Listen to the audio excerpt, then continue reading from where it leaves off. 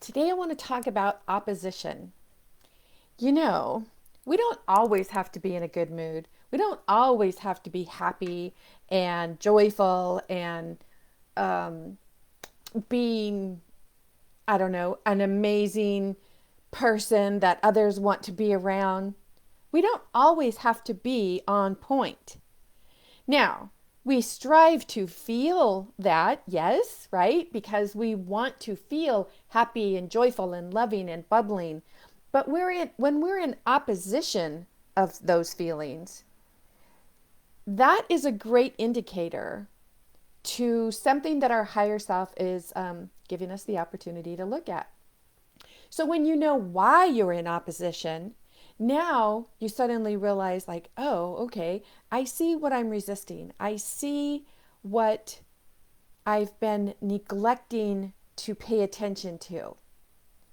And this is where inner work is so powerful, because when you really are ready to step back and say, why am I resisting this? Why am I in opposition of feeling the way I really want to feel or living my life the way I really want to live it? When you can identify that, you are very, um, you're opening up something for you. You're opening up a way to let go of what no longer serves you. Okay, because here's the thing. We have to know contrast in our life, right? You can't know light if you don't know dark. You can't know up if you don't know down. I've told you that in some past videos. But here's the thing. When we allow ourselves to learn what we're in opposition of, when we allow ourselves to really pay attention to what we are resisting, then we give ourselves the opportunity to really take a look at it. Because whatever we are resisting or in opposition of, it has power over us. We're actually giving our power to that. So if we're in opposition or resistance to a person, we're giving our power to that person. If we're in opposition or resistance to a specific experience, past, present, or current, um,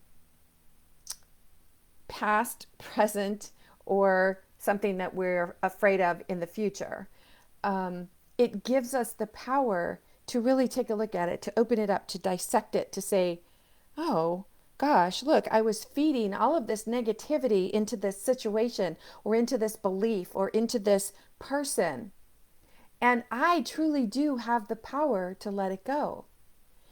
But if you're beating yourself up, if you're judging yourself because you're resisting or because you're in opposition, now you're putting yourself in a place to keep that habitual habit of being in opposition, of feeling resistance. And those are very negative, low energy feelings. They keep you down.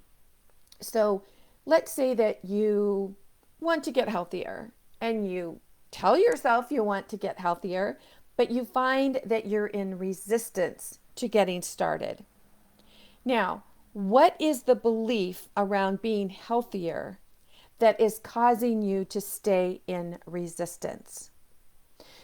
Perhaps you're concerned that you might have to start eating differently, or that your friends won't want to hang around you because that's something that you have in common is not being healthy. Whatever it is that you are allowing yourself to believe because of the change you want to make that's keeping you in resistance, you can see the path of thought, the thought process about, if I do this, then this will happen. If I do that, this will happen. If I stay here, I'm pretty sure that everything's going to be status quo. Yeah, I'm not really happy with where I am, but I just really don't know what's going to happen if I start doing something different. And remember, everything that we say we want, everything that we put out there and say, oh my gosh, my life would be so wonderful if this happened or that happened or this happened, it's outside of our comfort zone. Having that is outside of our comfort zone. So when you're in opposition, you're actually keeping yourself from getting what you say you want. So when you're in opposition, you're actually concentrating on what you don't want, and you are bringing more of what you don't want into your life. Being in opposition is not right or wrong, good or bad. Keep in mind, there is no right or wrong, good or bad. There only is. And you either feel positive or you feel negative. If you feel negative and you don't want to feel negative anymore, then you want to do something to start feeling more positive.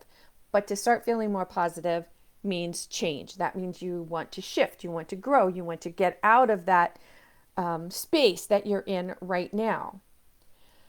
So being in opposition, it's not good or bad, it's not right or wrong, but recognize it. What are you in opposition of? And how is it lowering your levels of self? Your self-esteem, your self-confidence, your self-image, your self-love, your self-worth. When you're in opposition, it means that you have this resistance in your mind, this duality of the mind, like, I really want this, but I'm going to do this.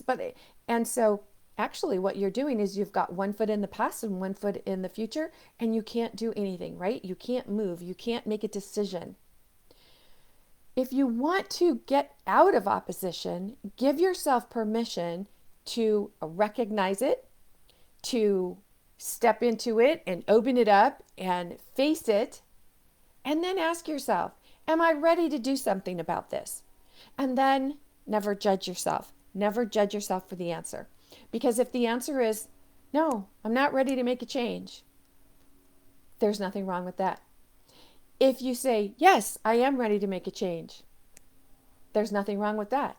Whatever you choose to do, you have the power to be, do, and have whatever it is you say you want. If you'd like some help with this, I invite you to visit masteringyourbeliefs.com. Spend a little time there, check out the site, and pay attention to what calls to you the most. And if you have any questions, remember, ask your sensei. In the meantime, this is Nancy Muller, the one and only Life Sensei, saying ciao for now.